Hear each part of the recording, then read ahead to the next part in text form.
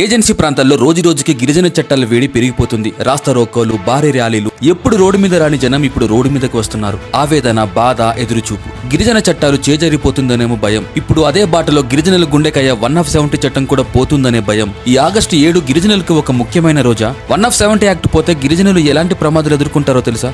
ఇప్పుడు reservation complete గా తీసేయమని ఒక కొత్త ఆందోళన మొదలైంది. అల్లూరు జిల్లా మొత్తం చూసుకుంటే 170 జీవో నెంబర్ 3 అనేది హాట్ టాపిక్ గా మారుతుంది. 170 కంప్లీట్ గా పోతుంది. ఈ చట్టం అనేది కంప్లీట్ గా గిరిజనుల నుంచి దూరం అయిపోతుందని చెప్పి ఒక చర్చ నడుస్తుంది. సో 170 పోయే ప్రమాదం ఉందంటారా? నిజంగా ఖచ్చితంగా పోతుంది. ఆదివాసులందరూ కూడా ప్రశాంతంగా ఉన్నప్పుడు ఇది పోతుంది. ఎందుకంటే ఇప్పటికే సుప్రీంకోర్టులో 1678 మంది కేసు వేసినారు. దాని మీద ఇక్కడ ఎవరైతే నాన్ ట్రైబల్స్ ఉన్నారో గిరిజన ప్రాంతంలోని అక్రమదారులుగా వచ్చినటువంటి వాళ్ళు భవిష్యత్తులో పెద్ద ఎత్తున వాళ్ళు లాభాలని దృష్టిలో పెట్టుకొని ఈరోజు ఆదివాసీ భూముల్ని అన్యక్రాంతం చేయడానికి చాలా సుముఖంగా ఉన్నారు. వాళ్ళంతా సిద్ధంగా ఉన్నారు. ఇప్పుడు పిటిషన్ అనేది నాన్ ట్రైబ్స్ చేశారు అంటే ఈ చట్టాన్ని తొలగించమని. ఖచ్చితంగా సవరణ చేసి చట్టము రద్దు చేసినా సవరణ చేసినా ఖచ్చితంగా లాస్ అవుతుంది. ఎగ్జాంపుల్ తీసుకోండి, ఒక బిందె నీళ్ళు తీసుకున్నప్పుడు చిన్న కణం పెట్టినప్పుడు బిందెలో ఉన్న వాటర్ మొత్తం ఏదో ఒక రోజు ఖచ్చితంగా పోతుంది మొత్తంగా. ఒకసారి మనం తిరిగే అక్కర్లే. కాబట్టి ఇదంతే 170లో చిన్న సవరణ జరిగిన ఖచ్చితంగా గిరిజన ప్రాంతం ఉన్నటువంటి భూములంతా కూడా అన్యాక్రాంతకు గురవుతుంది. ఇప్పటికే చాలా భూములు కొంతమంది కబ్జా చేసిండ్రు. అట్లే కొంతమంది మన ఎవరైతే గిరిజనులు ఉన్నారో వాళ్ళ ద్వారా బినామీలుగా చొరబడి ఇప్పటికే అరకు వెళ్ళి చూసుకోండి అనేకమైనటువంటి లాడ్జెస్ ఉన్నాయి. అవంతా ఎవరిది? గిరిజన ఎవరిది? ఆదివాసీ. పేరు మాత్రం మన ఆదివాసీదే ఉంటది, కానీ లాభాలంతా ఎవరిది ఉంటుంది? గిరిజన ఎవరిది ఉంటుంది లాభాలు. అవునవును. ఇప్పుడు 170 గానీ లేకపోతే ఇంకా ఫ్రీడమ్ అసలు ఈ ప్రాంతంలో ఆదివాసులు ప్రశాంతంగా పడుకుంటున్నారంటే కేవలం 170 గుండెకాయ లాంటి చట్టం ఉంది కాబట్టే 5th షెడ్యూల్ ప్రశాంతంగా ఉంది అనుకుంటాం. 170 గనక సవరణ చేసినా రద్దు చేసినా అసలు ఇండియన్ కాన్స్టిట్యూషన్ లో ఉన్నటువంటి 5th షెడ్యూల్ 0 ఏముంటుంది అసలు? గిరిజన ప్రాంతాల్లో ఇప్పటికే కోకోకోలలుగా వలసదారులు పెరిగిపోయి జనాభా శాతం పెరిగిపోయి రాజకీయ రిజర్వేషన్ కూడా అడుగుతున్నారు ఇప్పటికే. ఒక్క ప్రజలే కాదు, రాజకీయ నాయకుల్లో కూడా భవిష్యత్తు ప్రశ్నార్థకంగా మారబోతుంది. సో ఇక్కడ ఉద్యోగ సంఘాలు కావచ్చు, ప్రజా సంఘాలు కావచ్చు, భవిష్యత్తు భావితరాల వారి కోసం పోరాటాలు తప్ప ప్రజా సంఘాల వాళ్ళకు రాజకీయ నాయకుల కోసం చేసే పోరాటాలు కాదు. ఇప్పుడు మీరు ఎంప్లాయీగా ఉన్నారు కదా, మీరు ఒక టీచర్. సో ఇప్పుడు మీరు ఎంత అంటే ప్రజల కోసం, చట్టాల కోసం ఎంతలా ఎందుకు పోరాడాల్సి వస్తుంది? మీరు నా ప్రాంత ప్రజలు, నా ఆదివాసులు పూర్తిగా అస్తిత్వాన్ని కోల్పోతున్నారనే ఉద్దేశంతో మనస్తాపం చెంది భవిష్యత్తులో నా ఆదివాసీ ప్రతి బిడ్డ మంచిగా వాళ్ళు భవిష్యత్తులో ముందుకు పోవాలనేది నా ఆకాంక్ష. సో ఇప్పుడు 170 గురించి ఇప్పుడు మీరు ఆగస్టు 7న ఏదో భారీ బహిరంగ సభ చలో పాడారనే కార్యక్రమాన్ని మీరు స్టార్ట్ చేశారు కదా. సో దానికి ఎలా ఉంది అంటే 170 దాని గురించి కానీ జీవో నెంబర్ 3 గురించి కానీ ఆల్రెడీ ఒక మహాధర్నా చేశారు, భారీగా జనాలు వచ్చారు. సో ఈ ఆగస్టు 7న మళ్ళీ అంత జనాల్ని రాగలరంటారా? అంటే వాళ్ళు ఖచ్చితంగా నాకు తెలిసి హెజిటేట్ చేస్తారేమో, వచ్చే అవకాశాలు ఉందంటారా? ఇందాకే చెప్పాను, ఖచ్చితంగా ప్రతి ఆదివాసి తరలి రావాలి. ఈ ఉద్యమము చేసేది నా కోసమో నీ కోసమో రాజకీయ పార్టీ నాయకుల కోసమో లేదా ప్రజా సంఘాల కోసం అయితే కాదు, ఆదివాసీల యువత కోసం చేసేటటువంటి పోరాటం ఆలోచన చేయాలి. ఇప్పటికే అనేక మంది ఐఐటీలు, బిఈడీలు పెద్ద పెద్ద ఎడ్యుకేషన్స్ చేశారు, కానీ ఎక్కడున్నాయి ఉద్యోగాలు?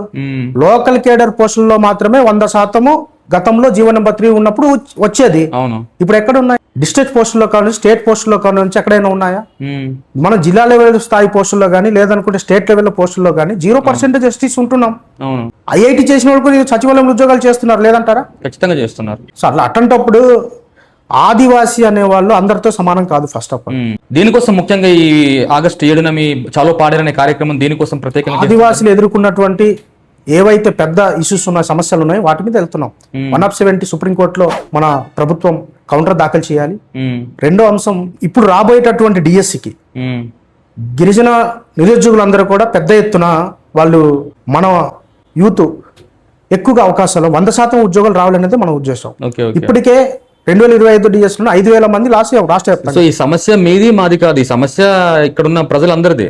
సో మీరు చెప్పినట్టు ప్రతి ఇంటి నుంచి ఒక వ్యక్తి తరలి రావాల్సిందే, రాకపోతే ప్రమాదం ఖచ్చితంగా ఎదుర్కోవాల్సి ఉంటుంది. ఎవరైతే ఆదివాసీ ప్రాంతంలోని సొంతంగా ఉండేటటువంటి మిరియాల తోటలు కావచ్చు, పసుపు తోటలు కావచ్చు, ఈ ప్రాంతంలో ఉండేటువంటి ఏ ఒక్క అడవి చెట్టు ఆదివాసిదే. కానీ ఎప్పుడైతే 170 పోతుందో ఆ ఒక్కటి ఏది కూడా మనది కాదు, ఏది మిగలదు. కాబట్టి దాన్ని ఖచ్చితంగా చదువుకున్న ప్రతి ఒక్క ఆదివాసి బిడ్డ, ప్రతి ఒక్క చదువుకున్నట్టు ప్రతి ఒక్క ఈ ఆదివాసి వాళ్ళందరూ కూడా చదువుకున్న వాళ్ళు మాత్రం కాదు, చదువు లేని వాళ్ళు కూడా అవేర్నెస్ తీసుకెళ్ళాలి, అవగాహన కల్పించాలి. రైతులు కావచ్చు, లైక్ ముస్లింలు కావచ్చు, ఎవరైనా రావాల్సిన అవకాశం ఉంది. ఎందుకంటే సమస్య వాళ్ళది కాబట్టి. ఆదివాసి పుట్టినటువంటి ప్రతి బిడ్డది సమస్య. ఈ ఆదివాసిగా ఉన్నటువంటి ప్రతి బిడ్డది ఈ 5th షెడ్యూల్ లో ఉన్నటువంటి 5th 6th షెడ్యూల్ ఉన్నటువంటి. అవును, ఇప్పుడు మీరు చెప్పినట్టు August 7న మీ ప్రాంత ప్రజలు నిజంగా భారీ సంఖ్యలో జనాలు తరలి రావడానికి అవకాశాలు ఉందంటారా? ఖచ్చితంగా ఉంది. వస్తారంటారు అంత జనాలు? అంటే పోయినసారి వెళ్ళాం కదా, ఈసారి ఎందుకు మళ్ళీ అని చెప్పి ఆలోచించే విధానం కూడా ఉంటుంది చాలా మందిలో. నో అంటే వాస్తవానికి కొంతమంది ఉండొచ్చు, కానీ రావడానికి సిద్ధంగా ఉన్న వాళ్ళు ఎక్కువ మంది ఉన్నారు. రావాలి. ఇందాకే చెప్పాను, ఇది జాతి ఉద్యమం, ఇది ఒక ఉద్యమం కాదు, పార్టీలది కాదు, ప్రజా సంఘాలది కాదు, ఇది జాతి ఉద్యమం. కాబట్టి అన్ని ప్రజా సంఘాలు, అన్ని రాజకీయ పార్టీలు, అన్ని ఉద్యోగ ఉపాధ్యాయ సంఘాలు, విద్యార్థి సంఘాలు అందరూ వచ్చి ఏ పార్టీలో ఉన్నా, ఏ దాంట్లో ఉన్నా కూడా అదంతా వదిలి ఒక జాతి కోసం రావాలంటారు. ఖచ్చితంగా రావాలి. రాకపోతే భవిష్యత్తు ప్రశ్నార్థకంగా ఉంటుంది. ఇది చివరి పోరాటం ఆదివాసులది. అవునవును, అది ప్రతి ఒక్క ఆదివాసి తెలుసుకోవాల్సిన అవసరం ఉంది. అవునవును, మీరు చెప్పినట్టు పార్టీలకు అతీతంగా కలిసి పనిచేయాలా. అన్ని ప్రజా సంఘాలు కలిసి పనిచేస్తున్నాయి ఈ రోజు. అవును, పోయినసారి వచ్చిన జనాభా కన్నా ఎక్కువగా వస్తే ఇంకా ఇంపాక్ట్ ఎక్కువ ఉంటుంది. లైక్ ఖచ్చితంగా వస్తారు జనాలు. అంటే ఇక్కడ సంఖ్యాబలం చూసి వాళ్ళు సానుకూలంగా స్పందించే అవకాశాలు ఉంటుంది. అవును, 170 పోతే ఒక్క నిరుద్యోగే కాదు, రాజకీయ నాయకులకి కూడా పెద్ద సమస్య. ఎందుకంటే సీలర్ తీసుకోండి, సీలర్ లోని గిరిజనేతరులు 75% ఎక్కువ ఉండడం వల్ల అక్కడ సర్పంచ్, ఎంపీటీసీ, సీలర్ లో ఉన్నటువంటి నాన్ ట్రైబ్స్ అదే పరిస్థితి ఇప్పుడు త్వరలో రాబోతుంది. ఆడేరు అరకు కూడా త్వరలో ఉంటుంది. జనాభా శాతం ఎక్కువగా ఎప్పుడైతే పెరుగుతుందో పాడేరు అరకు కావచ్చు, ఫస్ట్ పాడేరు ఎఫెక్ట్ అవుతుంది, తర్వాత అరకు ఎఫెక్ట్ అవుతుంది. ఎఫెక్ట్ అయిన తర్వాత ఇక్కడ ఉన్న సర్పంచ్, ఇక్కడ ఉన్నటువంటి వార్డు మెంబర్స్. సో ఇదంతా కూడా ఒక నిర్లక్ష్యం ఖరీదు. ఖచ్చితంగా నేను ఇప్పుడు ఎందుకు పోరాటం చేయాలి, ఎవరో వెళ్తారు కదా, ఒక 2-3 వెళ్తారు కదా, వారు వెళ్తే సరిపోతుంది కదా, నేను ఎందుకు మళ్ళీ అని చెప్పి ఇలా ఆగిపోతుండడం వల్లే ఇంత దాకా వస్తుంది. సో ప్రతి ఇంటి నుంచి తరలిరా వస్తే ఈ సమస్య ఉండదు. ఫస్ట్ ఆఫ్ ఆల్ మనం చూపించుకోవాల్సింది జనబానం, వీళ్ళంతా ఐక్యమత్యంగా ఉన్నారా లేదనేది. నేను రీసెంట్ టైంలో మొన్న జరిగింది కదన్న మన ర్యాలీ, సో అక్కడ నాకు ఐక్యమత్యం అనేది నాకు స్పష్టంగా కనిపించింది. ఆ గిరిజనులందరూ కూడా ఏకదాటిగా ఉన్నారు, వీళ్ళందరూ కూడా ఒకే పోరాటానికి సిద్ధంగా ఉన్నారు. సో ఒక శాంతియుతమైన పోరాటాలు చేస్తున్నారు, వాళ్ళ హక్కుల కోసం పోరాటం చేస్తున్నారు. సో ఇలా ఆగస్టు 7న కూడా ఇదే ఐక్యమత్యం కనబరిస్తే మాత్రం చాలా బాగుంటుంది. అందుకే ప్రతి ఆదివాసి బిడ్డకు నేను పిలిపిస్తున్నాను. అరణ్య గర్జన పాడేరులో ఏర్పరిచిన సభకు ప్రతి ఇంటి నుంచి ఒక్కరు వచ్చినా చాలు. సూపర్. చక్కగా ఏదైతే సభ ఉందో గర్జన సభ విజయవంతం అవుతుంది ఖచ్చితంగా. అవును, ఎందుకంటే తల్లి రావాలి కూడా. ఇప్పుడు ఏజెన్సీ అంతా మొత్తం 11 మండలాల యొక్క ప్రజలు, ఆ యొక్క మండలాల్లో ఉన్న గ్రామంలో ఉండే ప్రజలు, ప్రతి గ్రామం, ప్రతి పంచాయతీలో ఉన్న ప్రజలు, ప్రతి ఒక్కరు వాళ్ళ ఇంటి నుంచి ఒక వ్యక్తి వచ్చినా కూడా మీరు అన్నట్టు సక్సెస్ఫుల్, చాలా బాగుంటుంది. ఎందుకంటే సమస్య వాళ్ళందరిది. సమస్య చెప్పినట్టు మీది, నాది, మా కెమెరామెన్ ది, లేకపోతే మీ వాళ్ళది కాదు కదా, అందరిది. అందరి సమస్య. దీనికి మన పార్టీలకు అతీతంగా నాయకులు నడిపించాలి. ఇది లేదంటే చెప్పినట్టు రాజకీయ నాయకులు వస్తారంటారా? వస్తారు, అందరు వస్తారు, ఖచ్చితంగా రావాలి కూడా. అంటే అధికారంలో ఉన్న పార్టీ వాళ్ళు ఖచ్చితంగా రావాలి. ఎందుకంటే ఈ ప్రాంత ప్రజలు విశ్వాసంతో నాయకత్వాన్ని ఎన్నుకున్నారు, గెలిపించున్నారు. మాజీలు, తాజాలు కూడా ఖచ్చితంగా పనిచేయాలి. ఎందుకు పనిచేయాలి? ఈ ప్రాంతంలో ఎంతో కొంత ఆర్థికంగా ఉన్నటువంటి నాయకులు ఈ యువతకు నడిపించాలి, ఈ ఆదివాసీ సమాజాన్ని నడిపించాలి. సో ఈ ఆగస్టు 7న లైక్ మనకు ఎప్పుడు లేని విధంగా నార్త్ ఇండియా నుంచి ఇన్ఫ్లుయెన్సర్లు ఎవరైతే ఉన్నారో, పెద్ద పెద్ద ఇన్ఫ్లుయెన్సర్లు, హిందీ, ఇంగ్లీష్లో వీడియోలు చేసుకున్న ఇన్ఫ్లుయెన్సర్ ఎవరైతే ఉన్నారో, సో వాళ్ళు కూడా వచ్చి సపోర్ట్ చేయడానికి సిద్ధపడుతున్నట్టు ఆగస్టు 7న మనకు సమాచారం అందింది. ఎస్, అవును, వాళ్ళు వస్తున్నారు. ఖచ్చితంగా నార్త్ ఇండియన్స్ కూడా మనకు కంటెంట్ క్రియేటర్స్, ఇన్ఫ్లుయెన్సర్స్ వస్తున్నారు. Very good. సో అంటే వాళ్ళు వస్తే మాత్రం నిజంగా ఇంపాక్ట్ చాలా బాగుంటుంది. ఎందుకంటే ఇక్కడ వాయిస్ అనేది ఢిల్లీలో వినిపించడానికి ఇది ఒక ప్రత్యేకమైనటువంటి అవకాశంగా మనం భావించాలి, అవసరం.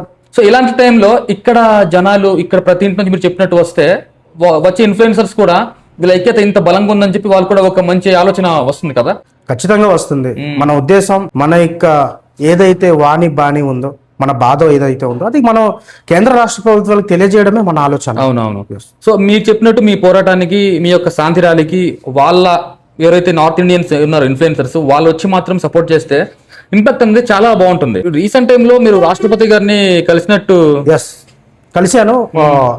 బర్నింగ్ ఇష్యూ ఏదైతే ఉందో మన 170 దాని మీద ఇస్తూ పటిష్టంగా అమలు చేయమని చెప్పి కేంద్ర రాష్ట్ర ప్రభుత్వాలు వెంటనే కౌంటర్ దాఖలు చేయాలి సుప్రీంకోర్టులో అని చెప్పి, అట్లే జీవో నెంబర్ 3 బదులుగా చట్టం ఈ ప్రాంతంలో 100% రిజర్వేషన్ కోసం చట్టం చేయాలని ఇచ్చాం. ఎందుకంటే లిఖితపూర్వకంగా ఇచ్చాం. ఎందుకంటే ఈ దేశంలోని ఫండమెంటల్ రూల్ అనేది ఒక్క ఈ అల్లూరు సీతారామ జిల్లాకు ఆంధ్రప్రదేశ్కు కాదు కదా, దేశం మొత్తం కూడా ఫండమెంటల్ రూల్ ఎక్కడికెళ్ళి ఒకేలాగా ఉంటుంది. సుప్రీంకోర్టు జీవో నెంబర్ 3 కొట్టేయడానికి 50% దాటి ఉండకూడదని కొట్టేసింది.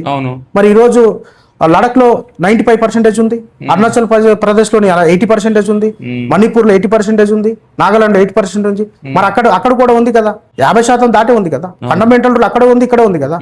కాబట్టి 5th షెడ్యూల్ లో ఉండేటటువంటి ప్రాంతానికి రాజ్యాంగంలోని పేరాఫ్ 5(1) లో పేరాఫ్ 5(2) లో అనుసరించి చట్టాలు చేసుకోవడానికి ఇక్కడ అవకాశం ఉంది మనకు 100% చేసుకోవడానికి.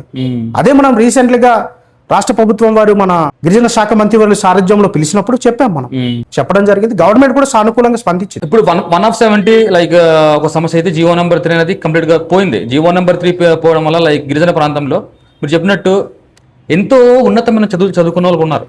అలాంటిది వాళ్ళు అనుకున్న జాబ్ ఒకటి, వాళ్ళు చేసే జాబ్ ఒకటి. మీరు చెప్పినట్టు సో ఈ జీవో నెంబర్ 3 కంప్లీట్ గా తొలగిపోవడం వల్ల ఇది ఒక సమస్య. ఇప్పుడు ఈ జీవో నెంబర్ 3 అనేది అసలు ఏంటన్న ఈ సమస్య తిరిగి తీసుకొచ్చే అవకాశాలు ఉందంటారా? ముందుగా ఈ యువత ఎవరైతే ఉన్నారో జీవో నెంబర్ 3 కోసం ఎదురు చూస్తున్నటువంటి యువత ఉన్నారో వాళ్ళకి మీరు ఏం చెప్తారు? ఈ ఆగస్ట్ 7న వాళ్ళ గురించి ఏం చెప్తారు?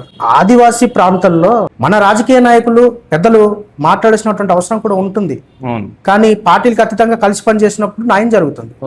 ఇక్కడ అసలు ఆదివాసీ ప్రాంతంలో ఫస్ట్ జనరేషన్ ఉద్యోగస్తులంతా ఈ రోజు జీవో నెంబర్ 3 ఉంది కాబట్టి మేమున్నాం. అవును, ఈ గిరిజన ప్రాంతంలో ఏ మండలానికైనా ఎక్కడికి వెళ్ళినా సరే ఒక ఉపాధ్యాయులుగా సెటిల్డ్ అయ్యి ఉండడం వల్లే, స్థిరపడి ఉండటం వల్లే ఈ రోజు ఆదివాసీ ప్రాంతాలు కాస్త మెరుగ్గా ఏదో అక్కడక్కడ ఉన్నాయని తప్ప అసలు జీవో నెంబర్ 3 పోతే ఆదివాసీ ప్రాంతాల్లో ఉద్యోగాలే లేవు, ఉద్యోగస్తులే జీరో. ఇక్కడ పరిశ్రమలు లేవు కదా, ఎటువంటి ఆదాయ వనరులు లేవు. ఎట్లా సాధ్యమవుతుంది? ప్రెజెంట్ సిచ్యువేషన్ అలాగే ఉంది కదా, కంప్లీట్ గా పోయింది. మీరు చూస్తున్నాం మనం అందరం కూడా. లైక్ ఇక్కడ జీవో నెంబర్ 3 లేకపోవడం వల్ల ఎలాంటి సిచ్యువేషన్స్ జరుగుతుందో అనేది. సో నిరుద్యోగం కంప్లీట్ గా పెరిగిపోతుంది. చదువుకున్న వాళ్ళు చాలా మంది ఉన్నారు, ఇంటికి 2-3 ఉన్నారు, కానీ ఉద్యోగాలు లేవు. ఇప్పుడు ఉద్యోగాలు లేవు, ఖచ్చితంగా లేదు ఉద్యోగాలు. ఇందాకే చెప్పాను, మనం అడిగేటటువంటిది ఈ ఆదివాసీ ప్రాంతంలోనే ఎక్కువ చదువుకున్నటువంటి యువత, డిఎడ్ బిఈడి పీజీలు చదువుకున్నటువంటి మిత్రులు ఉన్నారు.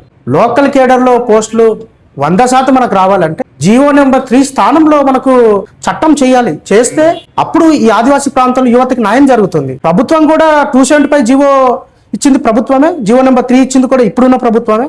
సో ఇప్పుడు ఈ 170 అంటారు కదా, ఈ 170 అనేది మీరు ఇప్పుడు పోరాటం వల్ల అది సాధించుకునే అవకాశం ఉందంటారా? అంటే కంప్లీట్ గా పోతుంది అని ఒక ఇది చర్చ నడుస్తుంది. సో ఇప్పుడు ఈ పోరాటాలు చేయడం వల్ల, మీరు రాస్తారోకలు చేయడం వల్ల దీన్ని మనం తిరిగి తీసుకురా అవకాశాలు ఉందంటారా? ఖచ్చితంగా. దీని మీద కేంద్ర రాష్ట్ర ప్రభుత్వాలు మన యొక్క బాణిని మన యొక్క స్వరాన్ని గట్టిగా వినిపించినట్లయితే కేంద్ర రాష్ట్ర ప్రభుత్వాలు సుప్రీంకోర్టులోనే కౌంటర్ దాఖలు చేస్తుంది. కౌంటర్ దాఖలు చేయకపోతే అసలు దీనికి ఎవరైతే కోర్టు కేసు వేసిండ్రో వాళ్ళ యొక్క వాదన మాత్రమే ఉంటుంది. మన వాదన లేనప్పుడు సుప్రీంకోర్టు కూడా సవరణ చేయడానికి అవకాశం ఉంటుంది. మనం ఇక్కడ ప్రజలు సైలెంట్ గా ఉన్నంత సేపు అంతా కూడా ఇంకా అది ఖచ్చితంగా ఉంటుంది. జీవో నెంబర్ 3 ఎప్పుడో వేశారు, ఎప్పుడు కొట్టారు? 2020లో కొట్టేశారు. అట్లానే ఇప్పుడు 170 దాని మీద కూడా 2023లో కేసు వేశారు. ఈ రోజు 2026లో తెరపైకి వచ్చింది. సో మీరు చెప్పినట్టు గిరిజనుడికి గుండెకాయ లాంటి 170 చట్టం పోతే మాత్రం చాలా ప్రమాదాలు కానీ చాలా ఎదుర్కోవాల్సి ఉంటుంది. గిరిజనులంతా కూడా భయంకరంగా ఉంటుంది. ఈ ప్రాంతంలో ప్రశాంతంగా జీవించేటటువంటి ఆదివాసి అనేక ఇబ్బందులు గురవడానికి సిద్ధంగా ఉన్నారు భవిష్యత్తులో. ఈ రోజు ఇప్పుడు కాఫీ తోటలు చెప్పినట్టు, కాఫీ తోటలు, మిరియాల తోటలు కానీ సొంత భూమిలో వాళ్ళు వ్యవసాయం చేసుకుని చాలా హ్యాపీగా ఉంటున్నారు. అవును, కోటీశ్వర్ల అవసరం లేదు, కాకపోతే వాళ్ళు మంచిగానే ఉంటున్నారు కదా. అవును. సో ఈ 170 పోయిన తర్వాత మీరు చెప్పినట్టు ఇదంతా కూడా ల్యాండ్స్, ఇప్పుడు మీరు చెప్పినట్టు ఎవరో ఒకరు వచ్చి కొనేయడం కానీ ఇదంతా జరుగుతుంది. ఈ రోజు విలువైనటువంటి ఖనిజాలు ఎక్కడ ఉంది? ఆదివాసీ ప్రాంతాల్లో మాత్రమే ఉంది. అవును, ఆదివాసీ ప్రాంతాల్లోనే ఈ రోజు కేంద్ర రాష్ట్ర ప్రభుత్వాలు కానివ్వండి, ఈ దేశంలో వనరులు ఏవైనా ఉన్నాయంటే అది ఆదివాసీ ప్రాంతాల అడవుల్లోనే ఉంది. సో దీన్ని కాపాడాల్సిన బాధ్యత కూడా కేంద్ర రాష్ట్ర ప్రభుత్వం పైన ఉంది. అవును, ఇప్పుడు ఈ 170 ఉండడం వల్ల గిరిజన ప్రాంతం డెవలప్ అవ్వట్లేదు, అక్కడ మంచిది డెవలప్ చేయడానికి పాసిబిలిటీస్ లేదని చెప్పి కొంతమంది వాదన. సో దాని గురించి మీరు ఏం చెప్తారు? డెవలప్మెంట్ అనేది బిల్డింగ్స్ ఏదైతే కడితేనే డెవలప్మెంట్, అభివృద్ధి పేరుతో ఖనిజ సంపదని దోచుకెళ్ళడానికి ఎక్కువ అవకాశాలు ఉంది. కాబట్టి దీన్ని ఎటువంటి సవరణ జరిగినా కూడా ఆదివాసీ ప్రాంతాలు ఇప్పటికే అనేక చోట్ల మైనింగ్ జరుగుతుంది. ఇప్పుడు కొత్తగా బాక్సైట్ వచ్చింది, అవును. ఒక పక్క హైడ్రో పవర్ ప్రాజెక్ట్ వచ్చింది. సో గిరిజన ప్రాంతాల్లో అనేక చోట్ల అనేక ప్రాజెక్టులు వస్తున్నాయి. అవన్నీ కూడా ఈ చట్టం ఉండగానే ఇదంతా కూడా వస్తుంది. yes, అవన్నీ కూడా మనం తీర్మానాల్లో ఓకే చేసినప్పుడు యాక్సెసిబిలిటీ అవుతుంది. కానీ ఆదివాసీలు కొన్ని గ్రామాలు ఆదివాసీ ప్రాంతాల పట్ల చట్టాలు పట్ల అవగాహన ఉన్నటువంటి వాళ్ళు కొంతమంది నిలబడి పోరాటాలు చేస్తున్నారు. ఎగ్జాంపుల్ హైడ్రో పవర్ ప్రాజెక్టులు చూసుకోండి, ఆ ఊర్లో వాళ్ళు చాలా స్ట్రాంగ్ గా ఉన్నారు. అవును. సో ప్రతి గ్రామం కూడా అట్లా తయారవ్వాలి. ఓకే.